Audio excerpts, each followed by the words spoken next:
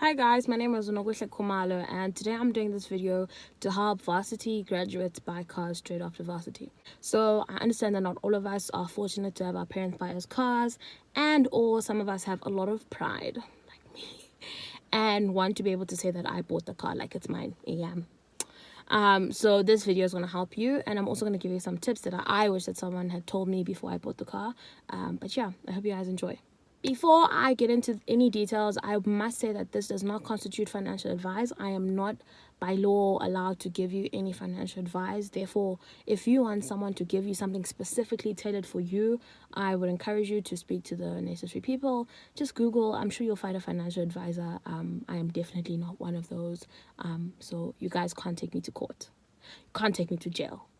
And if you try, I promise you, God will punish you. Okay, so I've planned in this book. So if you see me looking down, just understand that I don't want to miss any important information because I think all of this is very valuable. And if this video is slightly long, don't kill me, because the more I give you, the more help you get. So there's no point in giving you a 3-minute video because I'm just going to say, be smart. Let me not waste time. Let us go. Sharp. Let's go. My video is specifically tailored for university students who are about to graduate or people who have graduated. And I specify that because that's the route that I went through. I went to university and I have graduated. I cannot speak to another path because I don't know about it. But maybe if you just watch the video, maybe certain things will apply to you. But if you went through a different route than me, then maybe this might not be that helpful. Okay. So when you graduate from university, you are eligible to apply for a professional account at a bank. Most banks do have professional accounts, so you can go to ABSA, FNB, Investec, whatever you want. But I'm more familiar with the Investec professional account as well as the Nedbank professional account. The others, I don't know a lot of people on them, so I can't really speak for them. I can't really say that, yeah, this is a good professional account. But most of these accounts are very similar. You can even Google, I'll try to put a link down here somewhere where you can compare all the different professional accounts and see which one is best suited for you. So the reason you must open this professional account is because firstly, you can't use a student account anymore because you're not a student. Sharp, they'll allow you to use it for like another 3-4 months and that's okay, but technically you shouldn't have that account. Okay. And the professional account gives you so many more benefits that you will need as a young professional. Like you get access to funding for a house or a car at the prime rate, less one.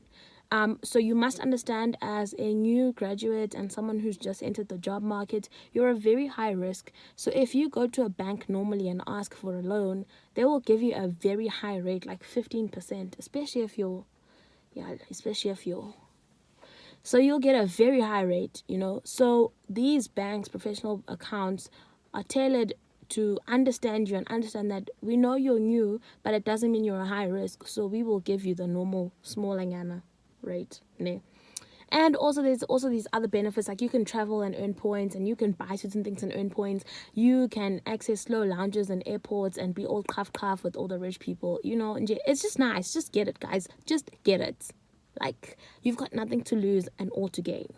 Cool. Okay, for professional accounts, I forgot to say you actually have to apply. So they don't take anyone. You have to apply, and when you apply, you drop a budget.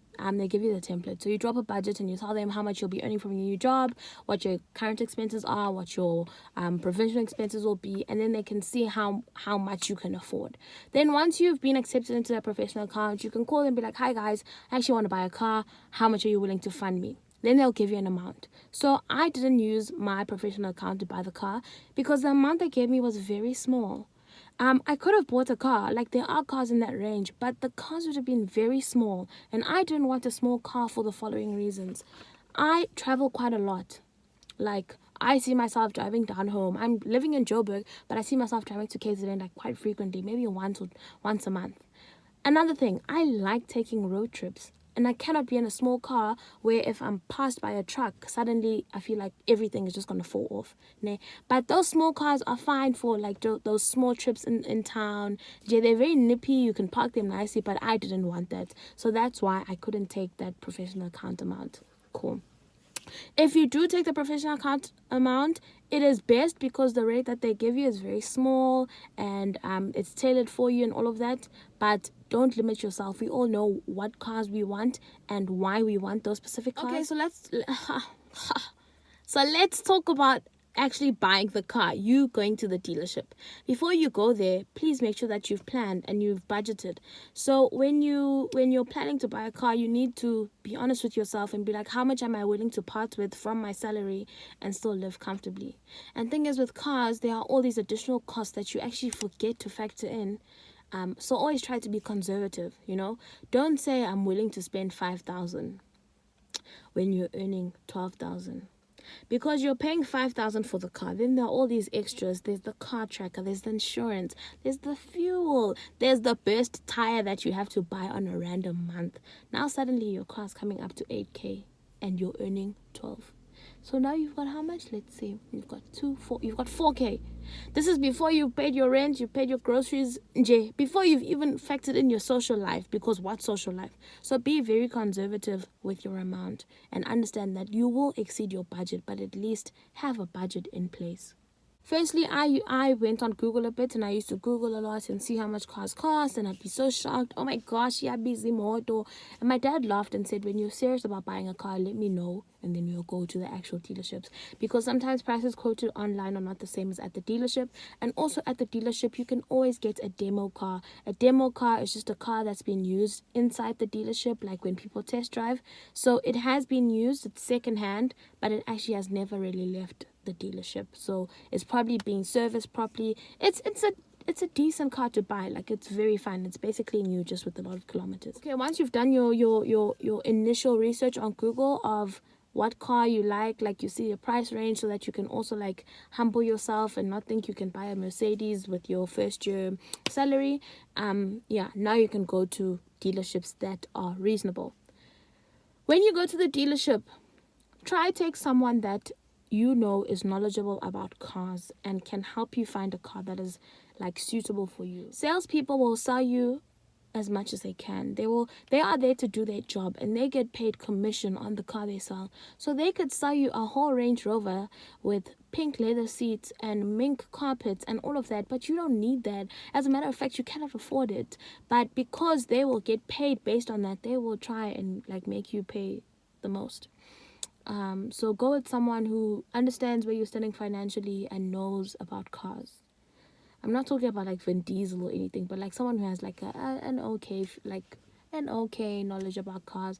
My dad's phenomenal with cars, so I was lucky. You go to the dealership, you visit a few, they take your details, you look at the car, you tell them, I'm really interested in this car. When you see the car, you must touch it, you must enter it, you must open and close. You must sit down, you must look at the dashboard, you must look at the radio and be like, if I were to drive this car, will I be proud? Because my dad told me to just buy a car, like any car. And I was like, no, this car I'm going to be paying for every single month. I need to make sure it's a car that I like. Pick a radio you like. Make sure you like how the steering feels. And if you can, I don't have time for this, but if you can, test drive the car so you can feel it. Feel how it goes, man. Whatever. Once you're ready, you're like, hey, I think I might be interested in this car. Can you? Yeah. And then they'll be like, okay, cool. Let's take you to the finance department. Take you to the finance department, and there they'll ask you for a few details: your name, your surname, your ID number, and all of that. And then they will enter it onto this system of theirs, where they're able to send requests to every single bank to ask them if they would be willing to finance you and by how much. So they do it for you. You don't need to be showing them any documents at that time. You're just talking. And be very careful with your documents, because they're very important. You don't want someone to be like buying a car using your documents that you end up not even taking. Like, you don't want to be charged for something you didn't take. So try not to leave physical documents until you're sure that this is the car you're taking. So whilst you're talking with these people, they'll punch it into their system. They send out requests to the bank that this person wants to buy a car. You're willing to finance them. And the thing is very quick. It takes about 5 minutes, and the banks are responding. Yes, definitely, no. There will be banks that say no. For me, ABSA literally said, Utagiwe, go. And I'm like, it's okay. Okay. The person from that dealership will say, okay, these banks have approved, and this is the installment that you would be paying with each. And they'll be like, this is how much they've given you, and this is the rate, and your best bank to take this car with is XYZ bank. So with this banking process and you applying, you go to all these dealerships and you do the same process over and over. This does not mean you're buying the car. You're just showing an interest and you're seeing if banks are willing to finance you. And yeah, and then you go. They usually give you like these brochures or like their business cards for you to call them when you're ready to buy the car. Then you go. You don't buy the car same time. You go because you need to go think about it. You need to go sleep over it. You need to let it like marinate in your head. Yeah, you're gonna buy a car and this is your car. Sharp. You go home. You sleep. When you are ready to buy the car, when you have decided that no man, car A is the car I want, you take your documents, and these are the documents you need to take. So you take your ID, you take your employment contract, your signed employment contract, you take your 3-month banking statement from your student account, it's okay, and you take your payslip. So if you buy a car before you've actually ever received a payslip, you can request a dummy payslip from your HR department, or sometimes, like I know accounting firms will give you an estimated schedule of remuneration, so they tell you like how much you'll be paying. The reason banks want this is because they want to see from your gross income what are your deductions and how much are you left with. Okay, and then once you've done all of that and you've applied and you've sent them your documents, they start processing, they start doing all these additional things, and they start asking you, do you want this cover? Do you want that cover? Also, the dealership will cover your insurance for you. Like, they will find insurance for you. You do not need to stress. You don't need to call the bank or an insurance company yourself. The dealership does it for you. And that way, like, it's easier because everything is being controlled by one person, and you don't need to keep like passing on information. Oh, my insurer said blah blah blah. And also, most dealerships won't let you take the car without insurance. So if you think you're gonna buy a car without insurance, you're wrong. Like, they won't let you. And actually, if you can't afford insurance, then maybe you can't afford the car and you should just leave it, because I don't think it's very wise to be driving with the Lord's grace over your car and that's it. Because people are stupid. Even if you're a fantastic driver, people are stupid on the road, and when they crash you, you're fucked. So okay, and then just for some tips for you guys, some of them I have mentioned in the video, but I'll just rehash them so you guys don't forget. Take an expert, take someone who knows cars and who knows you and how much you're earning, so that you don't get bamboozled by the salespeople. Budget before you go there. Have a maximum amount that you're willing to spend per month on the car. If you want, you can include the insurance and the tracker and fuel and all of that. Test drive the car if you can. I couldn't, so, but if you can, test drive it, feel it, because certain cars don't drive the way you think they do. But I'm quite impressed with my car. Please understand that there will be additional costs to the car, so your amount that you've budgeted will always be exceeded. There are maintenance plans, service plans, car tracker, insurance, fuel, tires, change, yeah, all of that. And if you don't understand certain terms, like I didn't understand the difference between a service plan and a maintenance plan, ask them. They have to explain everything to you, because when you sign that contract and you don't understand certain terms, you are actually breaking the law, because you're saying, yes, I will do this, but you don't even know what you're doing. Also, it's just nice to know what you're covered for, because you don't want to have to go buy pay someone to cover your brake pads when it's covered in the maintenance plan. Ne? Okay. Please try build a credit record before you buy this car. So that's one thing I really didn't do. I did not have any credit. My name was clean, and I didn't want credit because there's always such negative connotations about debt and having debt. So I avoided it completely. Like, I did not even have an account at Mr. Price. I was like, if I can't buy cash, then I shouldn't be having it. But you're not going to buy a car cash unless if you're rich, but like, you can't. And also, certain things aren't good to buy cash, because why? You could literally use that money somewhere else, make money off of it, and still pay for that thing. So debt is not always negative. It's not always bad. Just the correct type of debt. So yeah. So what I'm saying is, open an account. But don't be stupid about the account. Don't just like buy and not pay it back, because the whole point of you opening this account is for you to have a credit record. So open an account at Mr. Price or Markham's or something. Buy something, pay it back over 2 months. Nje. Don't even have to incur interest if you're paying so quickly. Nje. Just so that the banks can see that, this person has bought this and they did pay it, so they will also pay us back. I would advise you to buy new or a demo.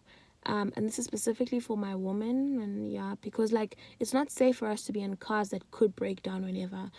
Certain jobs require you to be driving out at like 8, 9, after 10, so you don't want to be stressing that this car might just break down now and I'll have to go and open a bonnet or whatever. And was in good bonnet when okay, actually no, let me not be sexist, you might know stuff, but like I didn't. Yeah, so that's what I'm saying. You don't want your car to be troublesome when you've just started working. You have to keep fixing it. You have to buy new things, new brake pads. No, rather just get a car that has been touched by you. And also, cars that aren't new have a lot of problems. So like some people like buying secondhand, very expensive cars. Like you can find a BMW for like 150,000, which is ridiculous. But you'll find that by the time you actually get that car, it is so fucked up. You are paying more to repair it than it cost. Basically, you've thrown money down the drain because why did you think a BMW was 150,000? In terms of your transmission, whether it's manual or automatic, that should depend on you as well as the city you're going to. So I took an automatic, and I took an automatic because I'd been driving a manual for about like a number of years, and like last year, the whole year I was driving. So if you're a new driver, don't take automatic because you will forget how to drive manual, and basically you don't know how to drive if you can't drive manual. But also if you're moving to Joburg, get automatic. There is so much traffic. You do not want to be stressed by people just because you decided to go with a manual. Yeah. Get automatic, you relax. When there's traffic, you just press accelerator, brake, accelerator, brake. No need to balance, no need to, no, you don't need that. You don't need that. You are a working person. You don't need to be stressed by cars. Ne? But with automatic, number one, it's a lot more expensive than a manual. And if you're on a tight budget, don't do it. Don't take automatic because, yeah, just don't. Number two, automatic chows a lot more fuel, and I could feel it with this car. It chows fuel like mad. So, yeah, just things that you need to factor in. It's not too bad, but like it chows more fuel than a manual.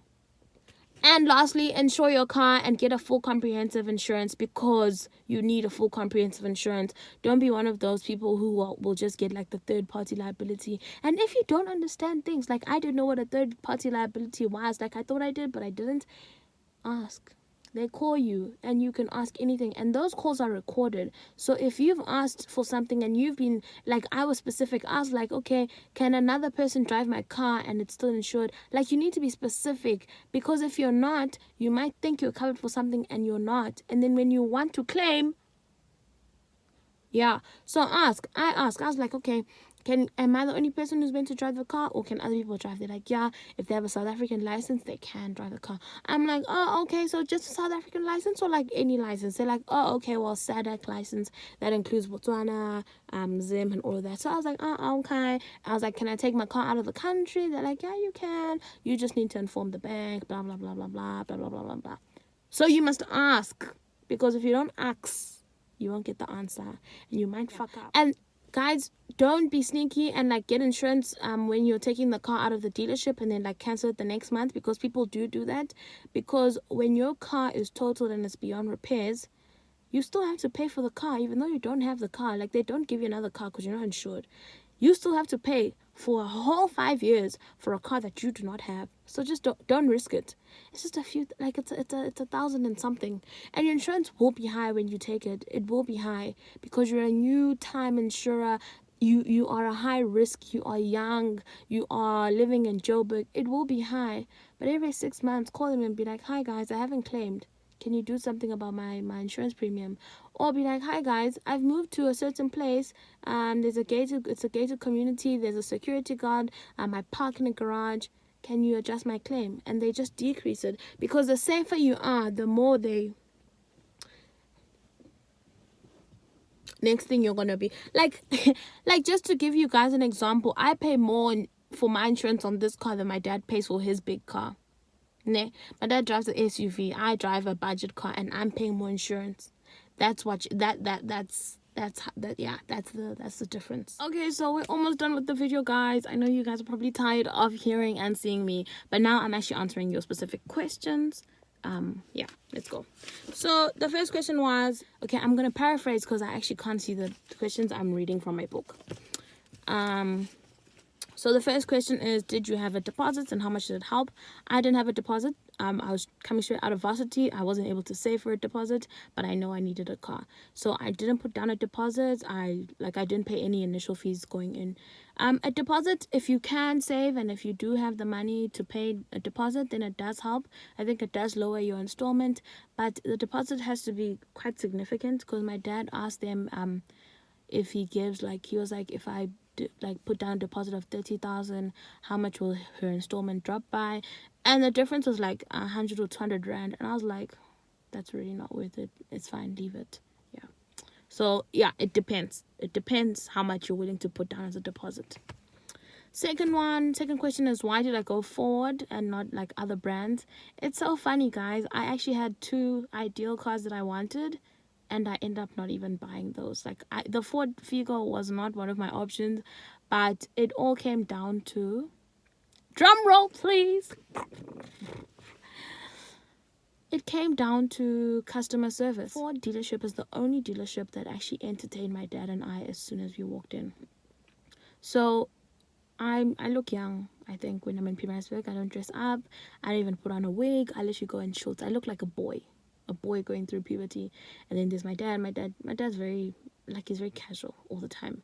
So when we walked in, I think people just assumed that these people won't buy a car. They're probably just here to browse, blah blah blah, whatever, which is fine. So people, like, we'd have to walk up to people and be like, hi, can you please show us around? Hi, we're looking for, hi. I hate that. Like, fuck that. Like, when I walk into your establishment, you must jump because you could be earning commission. You need to say, hi there, how are you? How can I help you? Or would you like to look for yourself? Ask me and let me decide. So yeah, so Ford is the only place where as soon as we walked in, they entertained us. Even though they were busy with other people, they'd be like, hi, someone is coming to assist you, okay? But you can look around so long, but someone will come and assist you. And I was like, you know what? That's fine. I like that. Can I buy a car with an employment contract, or do I have to wait for my first salary? No, as long as you have your contract and it shows when you start and when you end, that's fine. You don't have to wait for your first salary. Like I said, just ask for a dummy payslip from your HR department, or maybe they'll give you an estimated schedule of remuneration. Just anything that will show the breakdown of your gross to your net income. Yeah. Manual versus automatic, I think I covered that. It's all about preference. So do you pay the bank and then the bank pays the dealership? Yes, that is very correct. So when you buy the car and you sign the contract, the bank pays the dealership the whole amount straight. So you do not have a contract with the dealership, you have a contract with the bank, and that's why the bank will charge you interest. A balloon payment, what is it? Would you advise it or not? A balloon payment is basically you're saying that a certain portion of the car's amount, like a certain amount of the car, mustn't be factored into your installment calculation. So you're saying, okay, let's say you end up paying 4,000 for your car every single month. I'm paying 4,000 for 60 months for 5 years, and then at the end of my 5 years, I have to pay like 50,000 or 100,000 or whatever.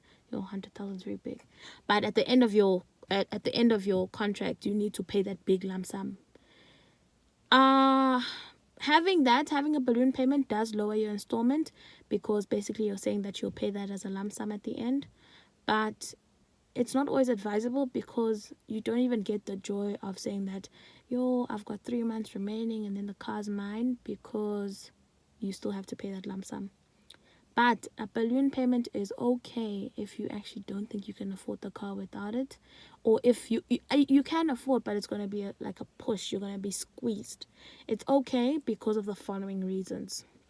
1, you can pay off your balloon payment like during your contract. So let's say you get a bonus at work or you win the lotto or something, you can just take an amount and say, I'm paying this towards my balloon payment.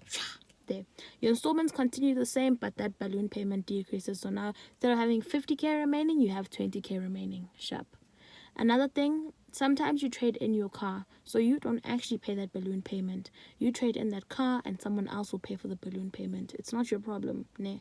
Or 3, once you get to the balloon payment, you can always say, no, I want to refinance the balloon payment. So you won't pay the full 50k as a lump sum. You'll be like, okay, you're done paying for your car. You've got that balloon. now you're gonna pay that balloon 3,000 a month again. So you can just continue your installments, but like just for the balloon now. Yeah, so don't be too stressed. If you cannot have a balloon, go for it. Definitely go for it. But do not stress and do not be pressurized by people telling you that a balloon payment will fuck up your life. You won't be able to afford to pay 50,000 after so and so many years, because there are options. There are options, and that's why you must do your research. Did I trade in the other one? So I was driving a Polo last year. That Polo was not mine. It was my cousin's car, and he had borrowed it to me. So no, I didn't trade it in. I gave it back to the owner. So I didn't trade in a car. Was I working? Beseng sebenza? No, I hadn't. Like my employment contract had started. I had the contract, but I wasn't working. I'd never received my first salary and all of that. And the nice thing about that, guys, is that when you buy a car, so you can buy a car before you've received your first salary. That's what I did, because you don't pay for your car the day you take it. You don't even pay for the car at the end of that month. They give you 1 month leeway. So if you buy your car January, you'll probably make your first payment end of February or beginning of March. It depends. So they give you that leeway to just enjoy your car. The only thing you have to pay for is insurance and the petrol. Insurance will kick off immediately. My insurance even kicked off before I had even collected the car. I called them. I was like, I haven't taken the car.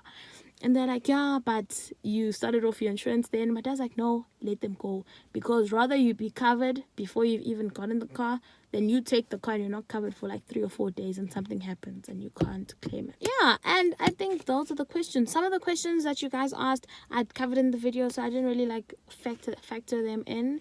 But yeah, thank you so much for engaging with me, and I really do hope that this was informative. Please comment down below if you've got any tips for other people, and I really do hope that this video helped you. And please do share it with your friends, and I hope you guys have watched till the end, because I need the money from YouTube. Like, I need the money, guys. I need it.